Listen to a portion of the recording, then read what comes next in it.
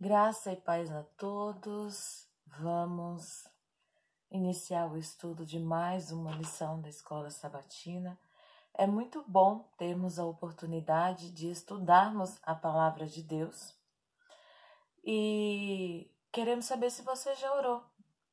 Já fez a sua oração para iniciarmos esse estudo? Se não, agora é uma boa oportunidade. E eu já fiz a minha oração, esperando que o Espírito Santo nos ilumine. E aí, vamos abrir a nossa lição. Você já abriu a sua? Ou no aplicativo, ou a lição física, como a minha aqui. E vamos estudar a lição 10, que se encontra na página 66 da nossa lição. Neste trimestre, nós estamos estudando de uma forma mais aprofundada a carta de Paulo aos Gálatas. E preciosas lições nós temos aprendido nesta carta. A igreja da Galácia recebeu uma atenção especial de Paulo devido a alguns problemas que estavam acontecendo naquela igreja. Haviam algumas pessoas ensinando doutrinas que eram contrárias aos ensinamentos de Cristo. Por exemplo, a questão da obediência às leis cerimoniais, enfatizando mais a questão das tradições e leis ao invés da fé, né? E Paulo teve essa preocupação de explicar, né, que tanto a fé quanto as obras, elas eram importantes, né? E escreve mensagens nessa carta à Galácia. Paulo escreve mensagens de admoestação, de orientação e, em alguns momentos, de repreensão também, a fim de fazê-los entender a verdadeira liberdade que existe em servir a Cristo, e apela também para que aqueles crentes voltassem ao primeiro amor. A salvação, querido ouvinte, envolve obediência, amor e uma experiência pessoal com Cristo. Paulo queria que aqueles irmãos entendessem isso. E não é à toa que esta mensagem chegou até nós. Deus quer que também entendamos.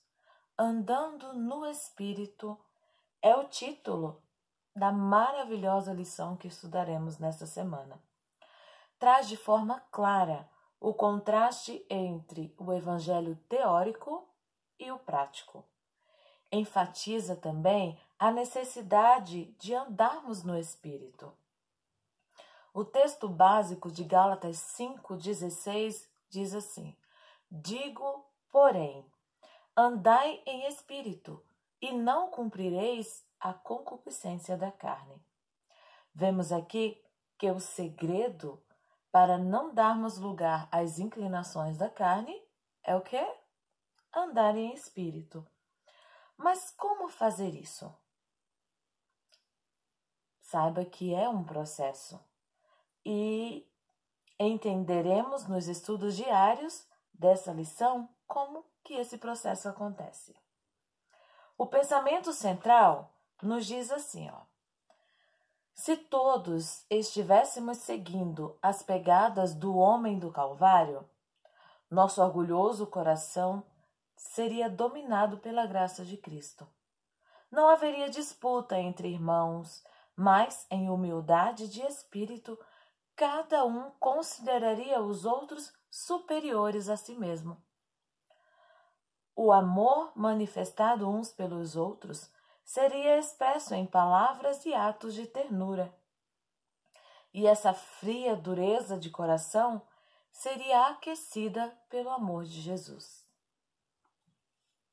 Vemos aqui, neste pensamento central, sobre o resultado maravilhoso que desfrutamos ou que desfrutaríamos se seguíssemos corretamente as pegadas do homem do Calvário.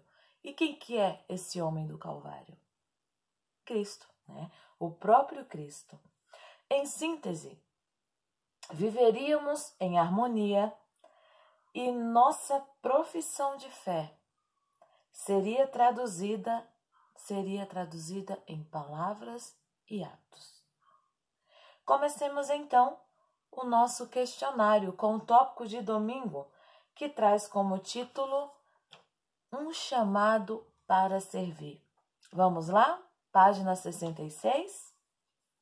A pergunta A diz assim: em contraste com o ter uma simples profissão de fé, qual é a mais forte evidência de que permitimos a lei de Deus ter sido verdadeiramente escrita em nosso coração? Então, aqui está pedindo que nós expliquemos o contraste entre uma profissão de fé e a evidência clara de que a lei de Deus está escrita aqui, no nosso coração. Qual é essa evidência? Vamos aos textos? Em Gálatas 5, 13 e 14, lemos assim, porque vós, irmãos, fostes chamados à liberdade. Não useis, então, da liberdade para dar ocasião à carne, mas servi-vos uns aos outros pela caridade. Porque toda a lei se cumpre numa só palavra, nesta: amarás o teu próximo como a ti mesmo. O outro texto de referência está em Mateus 5, do verso 43 ao 48. Ouvistes que foi dito: amarás o teu próximo e aborrecerás o teu inimigo. Eu, porém, vos digo: amai os vossos inimigos. Bendizei os que vos maldizem, fazei o bem aos que vos odeiam e orai pelos que vos maltratam e vos perseguem, para que sejais filhos do Pai que está nos céus, porque faz que o seu sol se levante sobre maus e bons, e a chuva desça sobre justos e injustos. Pois se amardes os que vos amam, que galardão tereis? Não fazem os publicanos também o mesmo? E se saudardes unicamente os vossos irmãos, que fazeis demais?